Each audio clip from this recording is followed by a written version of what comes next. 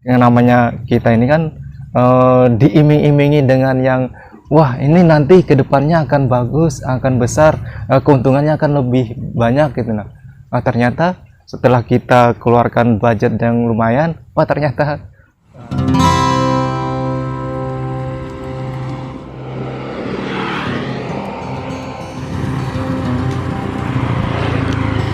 Assalamualaikum warahmatullahi wabarakatuh. Perkenalkan, nama saya Asriansah. Saya di sini di kebun kita namanya Asri Hydro Farm.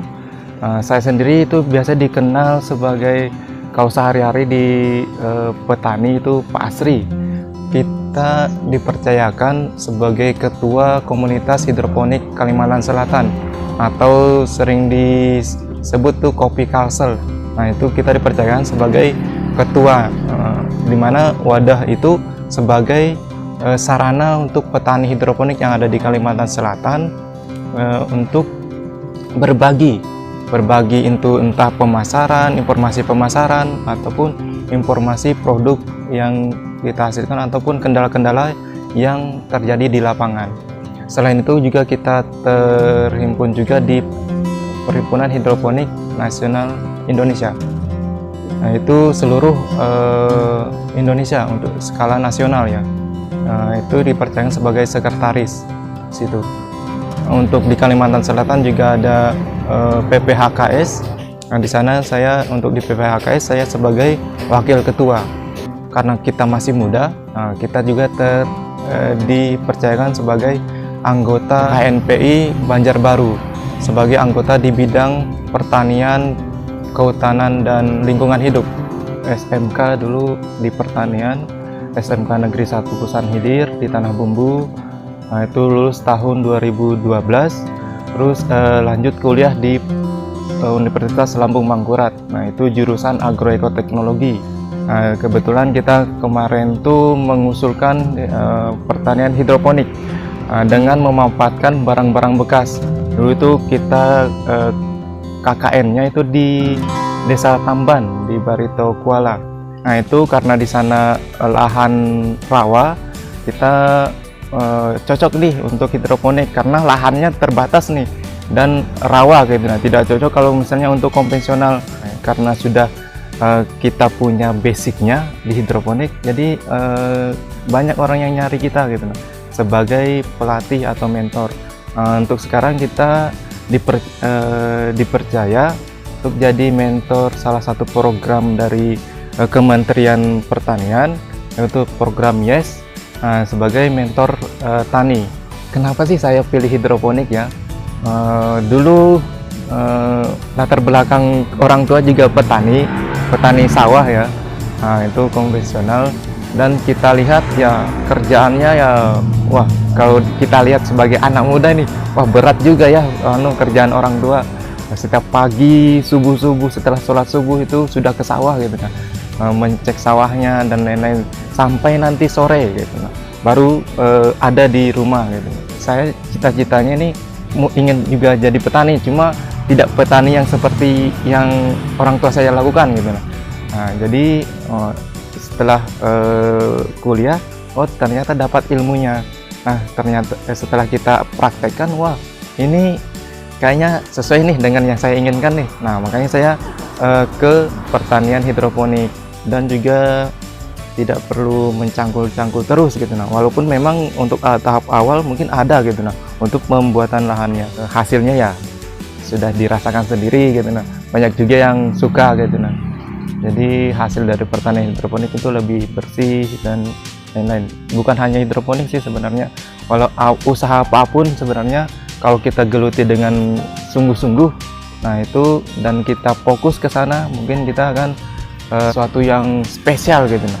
Nah, kalau misalnya kita cuma setengah-setengah ya setengah-setengah juga hasilnya. Dulu pakai box styrofoam, box bekas buah anggur, dari 2 sampai jadi 6, sampai ke instalasi pipa. Nah, sekarang lumayan lah terlihat gitu, semakin besar. Jadi kita mulai dari hal-hal yang kecil, karena kalau kita langsung besar kita kaget nantinya, karena kita tidak punya pengalaman di situ. Apalagi yang baru-baru mulainya langsung besar, terus dapat kendala, oh bingung, langsung nanti down pastinya. Banyak yang merasa, wah saya ternyata ini tidak menguntungkan. Bukannya tidak menguntungkan, tapi cara kita menyikapi dari masalah yang ada itu yang sebenarnya karena kita belum siap tadi. Nah itu jadinya kita merasa wah tidak mampu gitu. Jadi akhirnya gagal. Usaha apapun itu kalau kita seriusi, karena setiap usaha pasti ada yang namanya gagal. Gagal mungkin itu nanti gagal panen, ataupun nanti ada masalah apa. Nah itu macam-macam, atau nanti pemasarannya lah yang bermasalah, atau nanti produksinya lah yang bermasalah, dan lain-lain. Banyak faktornya. Jadi nikmati aja prosesnya gitu, karena proses itu kalau dinikmati ya nikmat lah.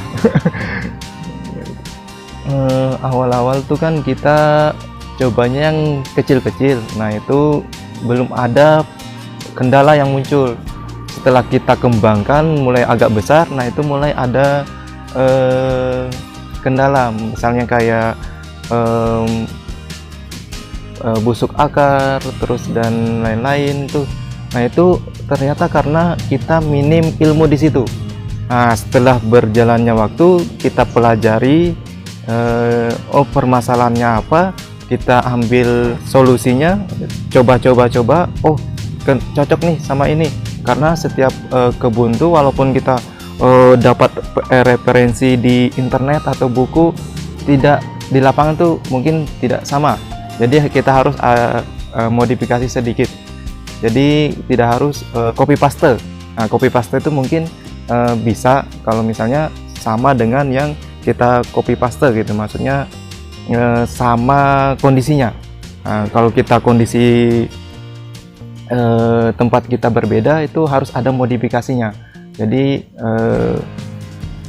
tergantung inovasi kita masing-masing gitu. Kendala yang lainnya itu pemasaran. Nah, dulu itu kita door to door, jadi kita datangin konsumen pintu ke pintu lah. Namanya juga merintis ya, jadi kita tawarkan terus kasih gratis aja dulu, kita bagi-bagikan. Memang nggak semuanya nanti tertarik gitu nah dengan produk yang kita hasilkan, karena memang orang tuh tidak langsung tahu dengan produk kita. Makanya kita berikan sosialisasi, dan kita ngasih sosialisasi itu bukan cuma sekali, karena orang sekali, 2 kali, 3 kali mungkin masih belum paham gitu.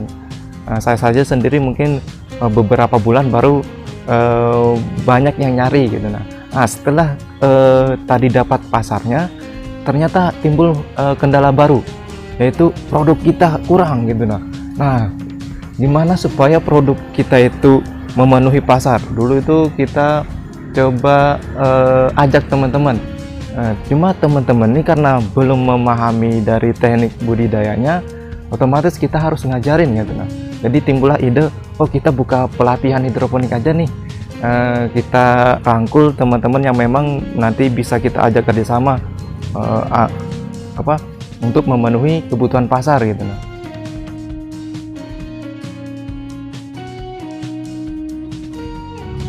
Karena kita sudah macam-macam nih utak-atik instalasi hidroponik, bikin ketemulah formula agak yang menurut saya pribadi itu bagus di tempat saya. Nah itu saya buka jasa pembuatan instalasi. Nah itu jadi dari satu tadi itu bisa muncul berbagai macam peluang-peluang baru. Nah, dari budidayanya kita pasarkan produknya. Kenapa tidak jualan untuk perlengkapannya? Kenapa tidak ada jasa pelatihannya, dan lain-lain. Setelah itu nanti akan berkembang dengan sendirinya, karena memang kalau saya yakini bahwa memang untuk kalau sayuran saja itu akan lama untuk berkembangnya. Makanya harus ada inovasi-inovasi lain, tapi tetap dengan satu arah gitu. Yaitu kita spesifiknya di hidroponik. Kalau kita sudah ada ilmu dasarnya, nanti bisa dikembangkan dengan ke yang lain-lain. Karena kalau ini saja, kalau sayur hidroponik saja, kalau misalnya kita bisa kembangkan lagi, bisa nanti jadi produk olahan mungkin nanti ada inovasi lagi, oh ini jadi keripik apa, atau nanti jadi yang bisa disantap orang kapan aja seperti itu.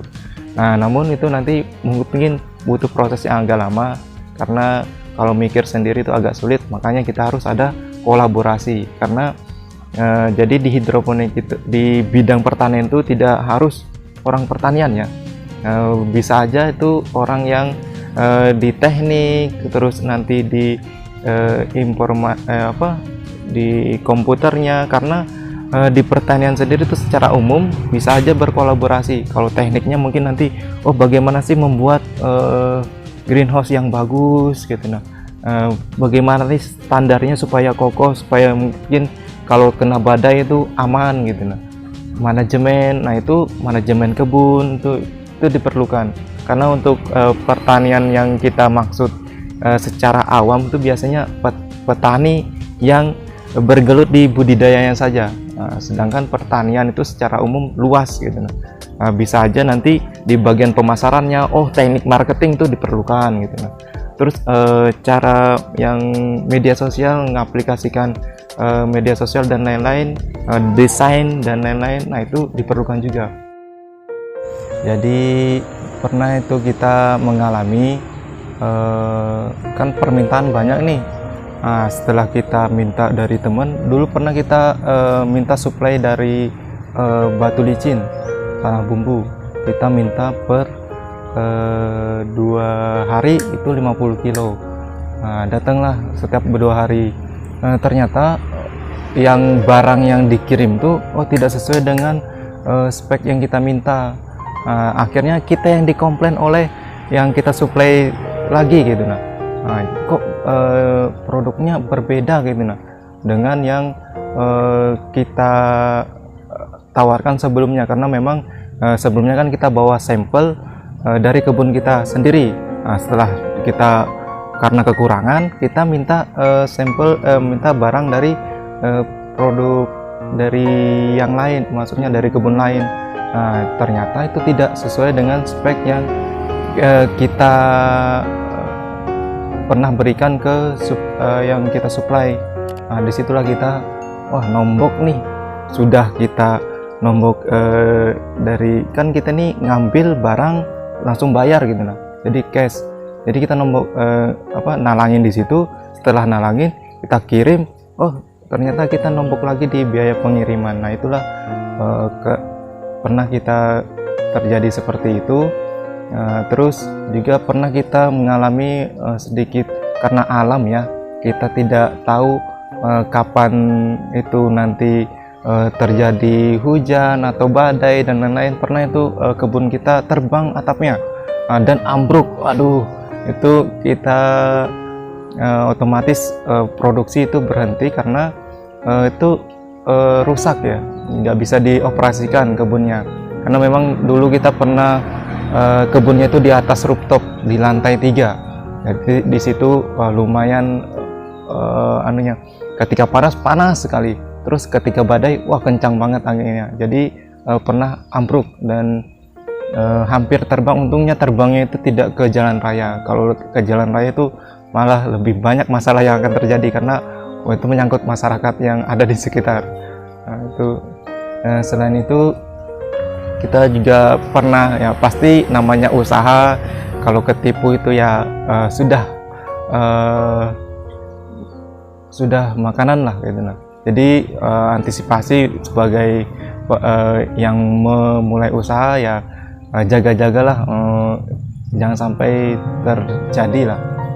Mudah-mudahan kedepannya tidak ada lagi yang seperti itu, karena memang yang namanya kita ini kan diiming-imingi dengan yang wah ini nanti kedepannya akan bagus, akan besar, keuntungannya akan lebih banyak gitu.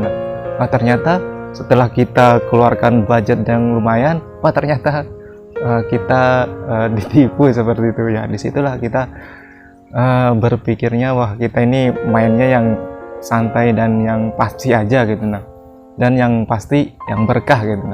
Mungkin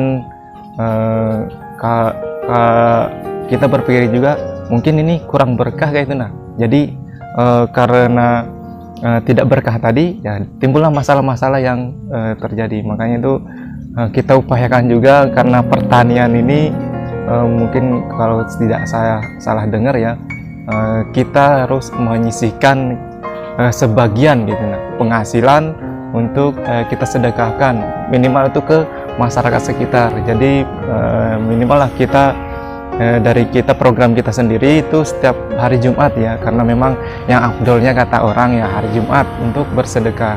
Jadi kita bagi-bagi di sekitar. Jadi kita ini kayaknya kalau dengan tetangga-tetangga itu enak. Jadi tetangga ya lebih mensupport juga untuk kita kasihkan, merasakan juga hasilnya, bukan cuma merasakan oh itu bagus, bagus cuma melihat-lihat aja tanpa merasakan nikmatnya dari sayur yang kita hasilkan. Nah dari situ mungkin juga sebagai promosi sekalian gitu. Jadi tetangga yang mempromosikan ke yang lain, kita tidak tahu nanti oh ini dari tiba-tiba datang pelanggan baru, oh ternyata dari tetangga yang kita kasih gitu. Nah itu kita tidak pernah tahu yang itu. Jadi ya namanya juga usaha ya, semua pasti ada titik terendahnya. Jadi bagaimana kita menyikapi hal tersebut? Karena semakin kita mengalami masalah, artinya semakin kita akan ditinggikan derajatnya. Jadi ya bagaimana kita menyikapinya. Jadi jangan putus asa, walaupun itu sangat berat ya. Yang pasti juga bagi yang teman-teman pasti harus juga perlu dukungan yang lain dari luar, mungkin itu dari pasangannya atau dari keluarga atau teman yang dipercaya, mungkin seperti itu.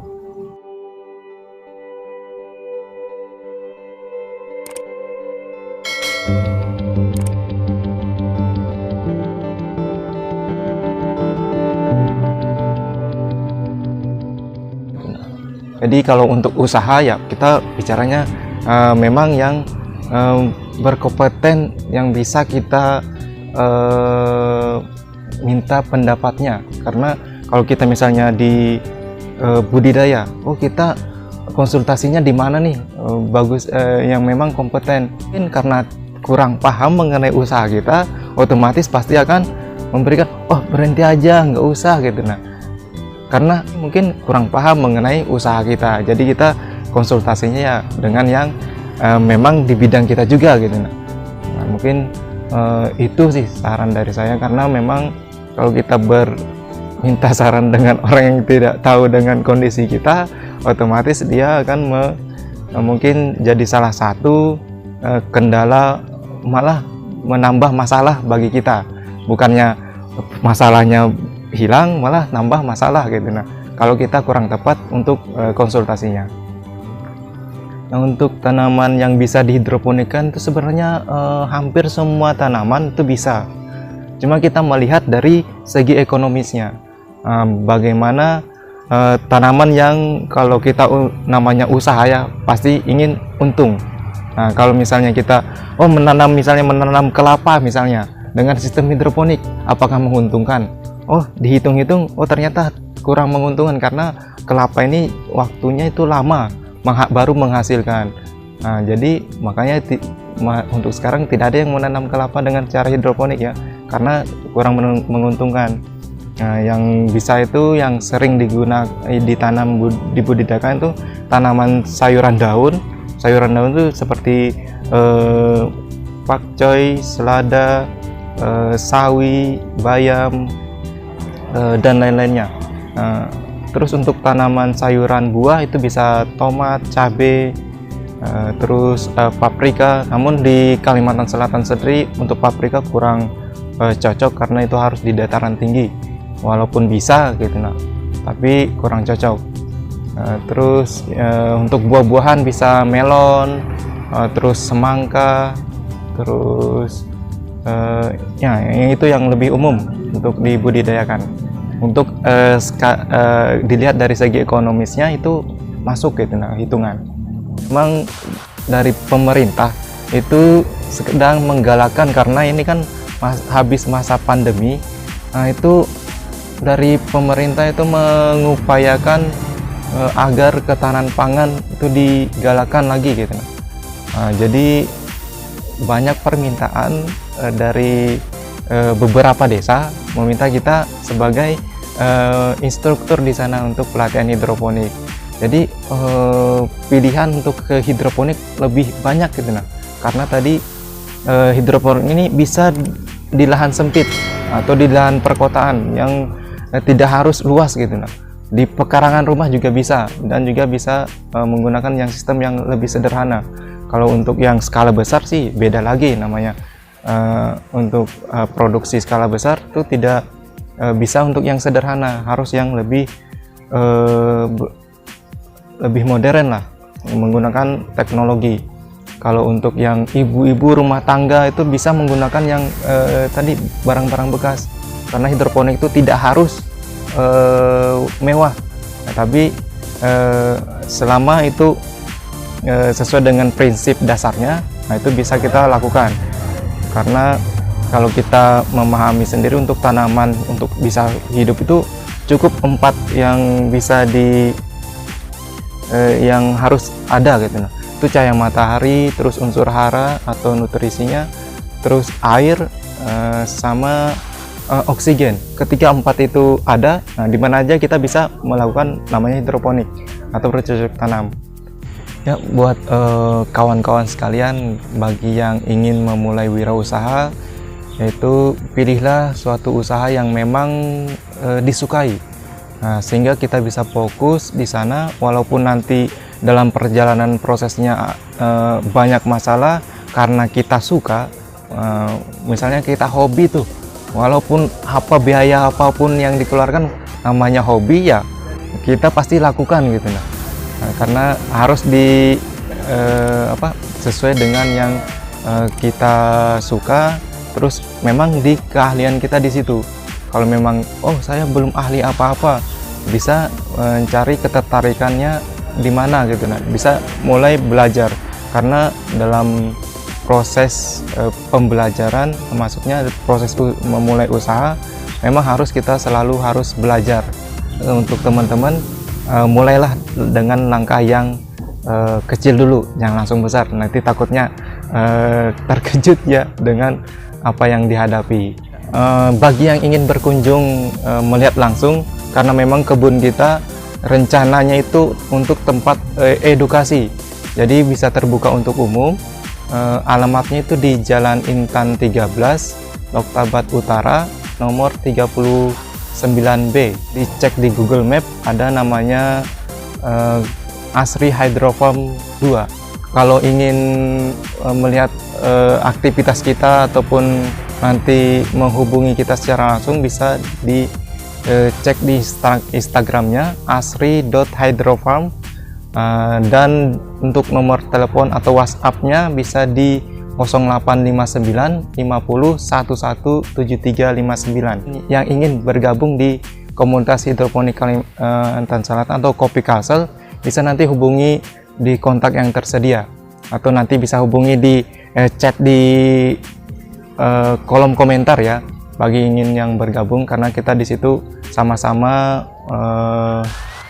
ingin memajukan pertanian hidroponik di Kalimantan Selatan, khususnya di Kalimantan pada umumnya dan di Indonesia. Itu mudah-mudahan segala impian kita untuk memajukan pertanian di daerah kita itu terwujud. Jangan lupa subscribe, like, dan share ya untuk bakul duit. Oke. Wassalamualaikum warahmatullahi wabarakatuh.